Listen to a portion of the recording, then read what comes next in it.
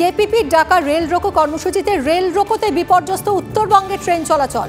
আটকে রয়েছে একের পর এক দূরপাল্লার ট্রেন।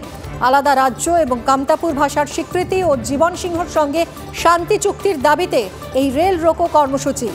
আজ সকাল 7টা থেকে কেপিপি ইউনাইটেড এবং ছাত্র সংগঠন আকসুর ডাকে 12 ঘন্টার রেল রোকো কর্মসূচি।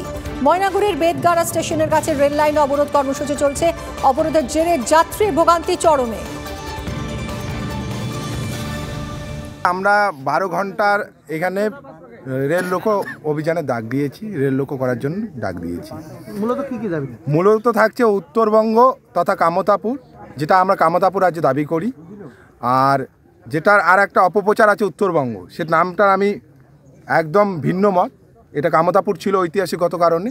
এই কামতাপুর রাজ্য পুনর্গঠন। वंदे भारत बेतराम खड़ी है। कितना बजे से? 56-58 से खड़ी है। तो किस लिए खड़ी है? कोई एजिटेशन हो रहा है सामने? सामने ऑब्स्ट्रक्ट है, लाइन ऑब्स्ट्रक्शन है। तो अभी क्लियर होने से जाएगी। এখানে সামনেই কামতাপুরের স্টুডেন্ট ইউনিয়ন রেল অবরোধ করেছে, রাস্তা অবরোধ করেছে। ফর দ্যাট তো এখানে ট্রেনটা প্রায় 1.5 ঘন্টা ধরে দাঁড়িয়েছিল।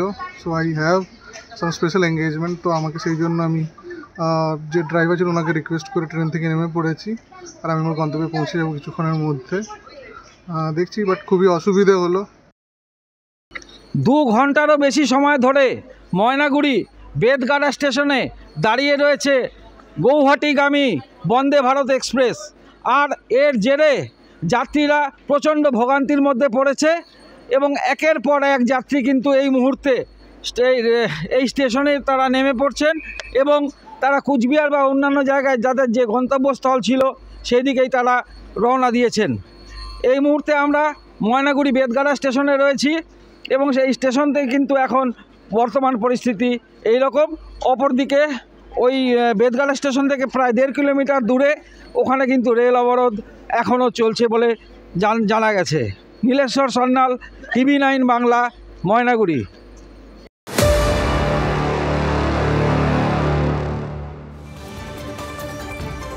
1983 সালে প্রাথমিকে চাকরির জন্য মামলা করেছিলেন হুগলি জেলার কয়েকজন চাকরি প্রার্থী। পর্ষদের গাফিলতির প্রমাণ পেয়ে আদালত তাদের চাকরি দেওয়ার সিদ্ধান্ত নেয় 2023 সালে। এই 2024-এ তাদের বাড়িতে পৌঁছেছে চাকরির চিঠি। জেলা প্রাথমিক শিক্ষা সংসদের তরফে 66 জন মানুষ চাকরির জয়েনিং লেটার পেয়েছেন, যার মধ্যে 4 জন মারা গেছেন। 83 সালে যারা চাকরির যোগ্য ছিলেন, আর এই 2024-এ তাদের বয়স 41 বছর বেড়ে গেছে, মানে তার অবসরের বয়স পার হয়ে গেছে। এই চাকরিটা পেয়ে আর হবেটা কি? উত্তর খুঁজছেন চাকরি পাওয়া সিনিয়র সিটিজেনরা। এখন আমি জানুয়ারি জয়েন করার জন্য স্কুলে বাণী মন্দির স্কুলে জয়েন করার জন্য বললো বড় খাসা বাণী মন্দির। জেলা পরিষদের চেয়ারম্যান অর্ডার দিয়েছিলেন যে এসআই অফিসে গিয়ে জয়েন করতে। আমরা এসেছি জয়েন করতে। এতদিনে নিয়োগপত্র, বয়স তো থেমে নেই। কেউ ইতিমধ্যেই প্রয়াত, কারো বয়স 71, কারো বয়স 64। অশক্ত শরীরে সেই সিনিয়র সিটিজেনেরাই প্রাইমারি স্কুলে জয়েন করতে হাজির এসআই অফিসে। তাজ্জব বানিয়ে দেওয়া ঘটনাটা হুগলির। দিন কয়েক আগেই বাড়িতে পৌঁছেছে প্রাইমারি স্কুলে যোগ দেওয়ার নিয়োগপত্র। অবসরের বয়স পেরিয়ে যাওয়ার পর কিভাবে হলো এমন?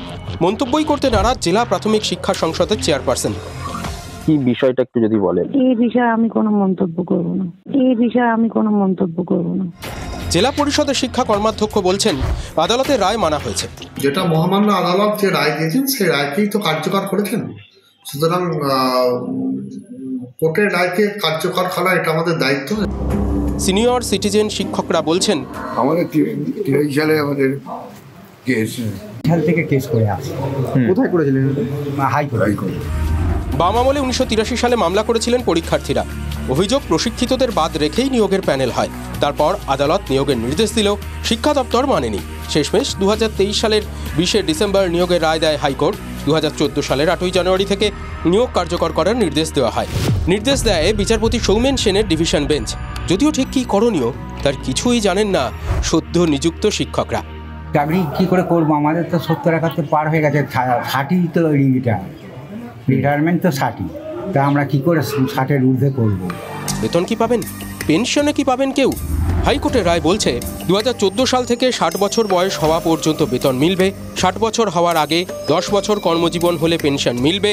যদিও পেনশন প্রাপকদের সংখ্যা ন্যূনতম হওয়ার সম্ভাবনাই তো বেশি।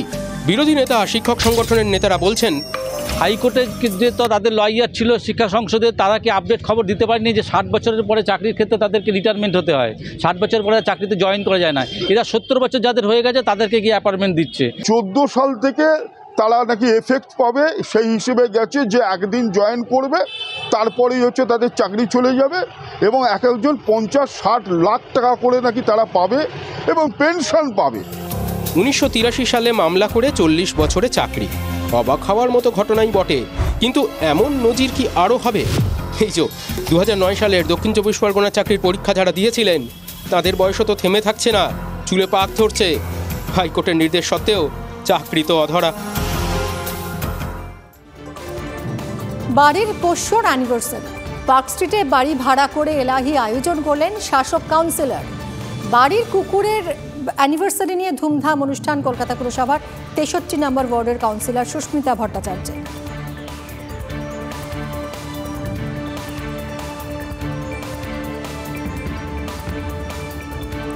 পশ্চিমবাংলায় আমাদের দেখেছি ঐতিহাসিক ঘটনা আছে, জমিদারের বউরা পুতুলের বিয়ে দিত, লক্ষ লক্ষ টাকা খরচা করে লোককে খাওয়াতো। এখন কেউ কুকুরের ডায়ালিসিস করছে, কেউ কুকুরের বার্থডে পালন করছে। আপনার আমার টাকায়, হারামের টাকায়, লুটের টাকায় কুকুরের জন্মদিন হয়, ভূতের শ্রাদ্ধ হয়। গরিব মানুষ বাড়ি পায় না, গরিব মানুষ গ্যাস পায় না, গরিব মানুষ শৌচালয় পায় না, কৃষক সম্মান নিধি পায় না, সেই টাকায় আর কুকুরের জন্মদিন পালন হয়। আর এরকম লোকেরা যারা দাপিয়ে বেড়াচ্ছে, লুট করে রয়েছে, তারাই ফুর্তি করে। ফের উত্তপ্ত মণিপুর, কুকি জঙ্গিদের হামলায় নিহত 5 মেইতেই। বৃহস্পতিবার বিকেলে বিষ্ণুপুর জেলা এবং কুকি প্রধান চূড়াচাঁদপুর জেলায় সংঘর্ষ।